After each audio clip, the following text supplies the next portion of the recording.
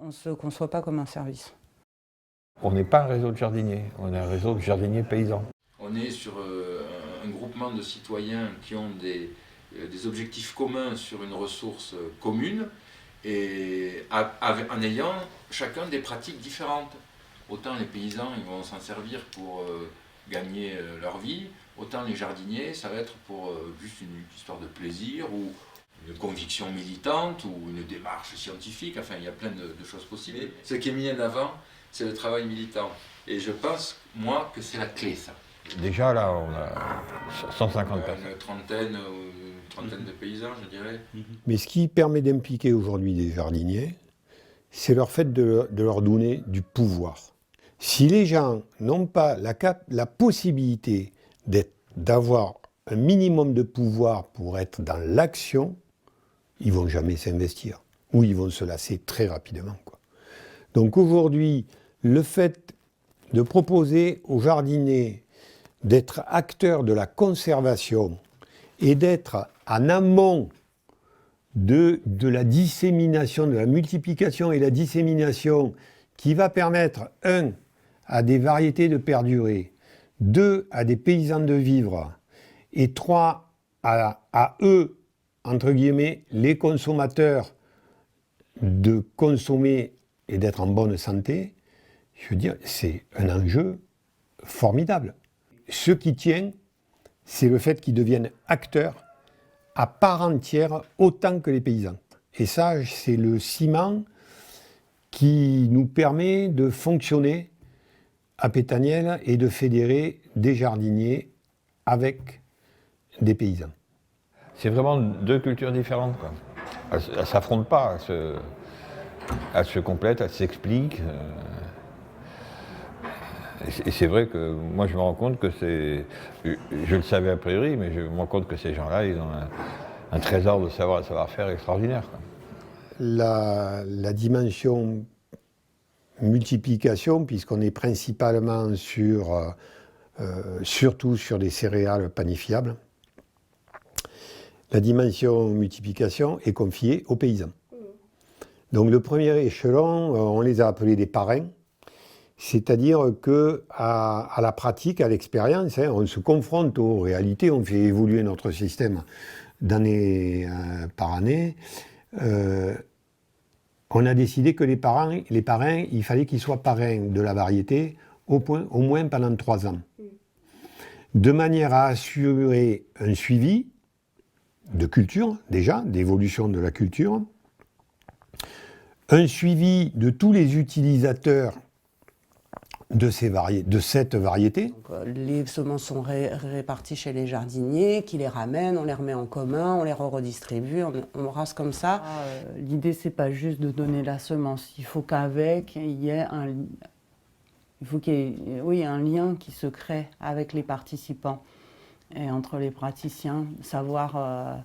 pour pouvoir avoir des retours, pour pouvoir échanger sur les pratiques, pour que ce soit lié à des savoir-faire, à des savoirs, et que ce ne soit pas juste du matériel qu'on se donne. Il y a une garantie derrière qui est établie sur la confiance et la connaissance des gens les uns avec les autres, quoi.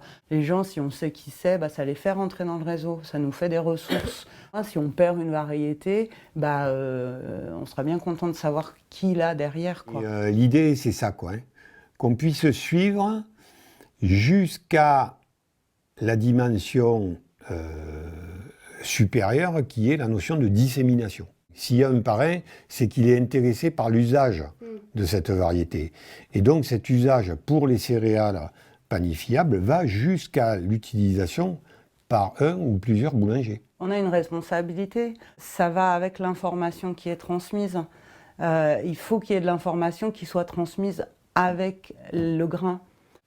C'est le travail qui est la nécessité pour être déployé, ça c'est important aussi. Et il faut que vous preniez conscience que ce blé qu'on va vous donner, il y en avait 10 grammes, il y a eu du travail, il y a eu quelqu'un qui l'a développé pour en avoir un peu plus. Il y a eu toute l'organisation derrière pour la distribuer ensuite aux jardiniers. Il y a eu les jardiniers qui ont pris soin de ça.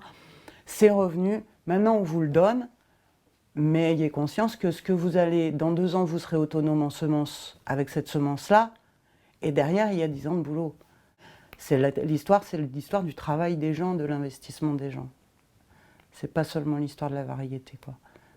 On a des acteurs qui sont de milieux différents, et les responsabilités en termes de conseil d'administration, par exemple, sont très bien représentées et partagées autour de la table.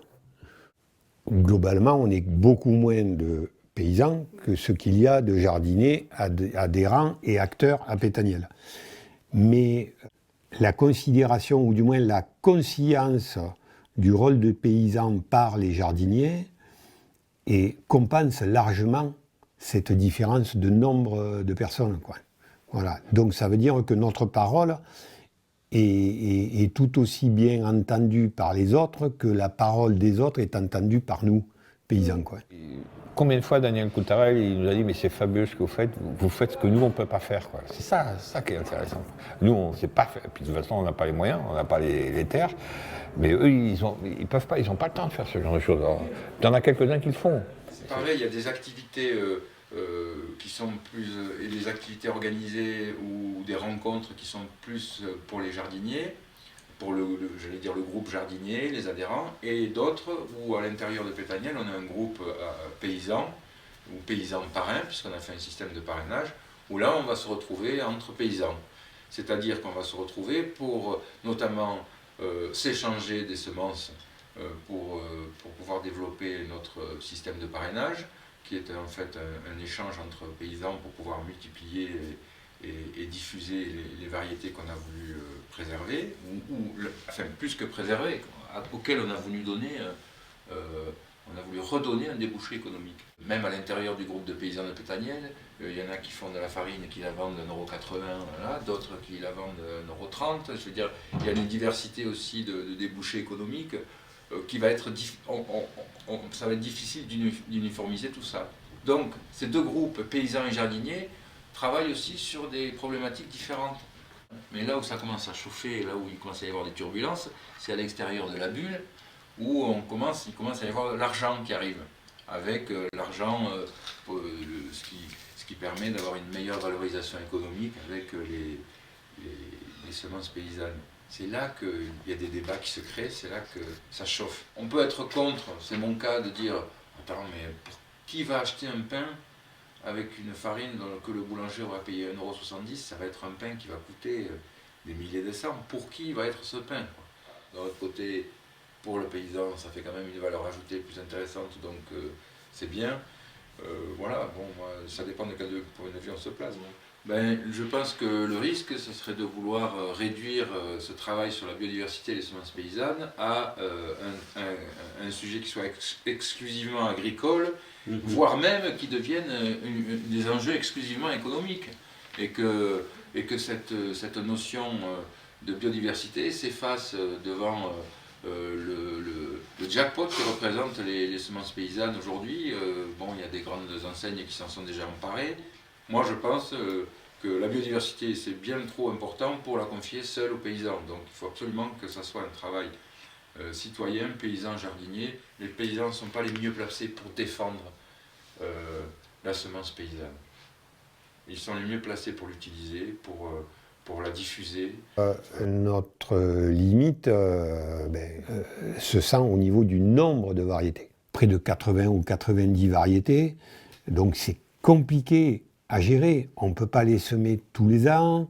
Voilà, et il faut savoir qui c'est qui part avec un échantillon de telle variété, qu'on puisse rester en contact avec lui pour les conseils d'accompagnement aux jardiniers, qu'on suive les paysans qui sont parrains. La dimension, à partir d'un certain stade, est contradictoire avec la responsabilisation.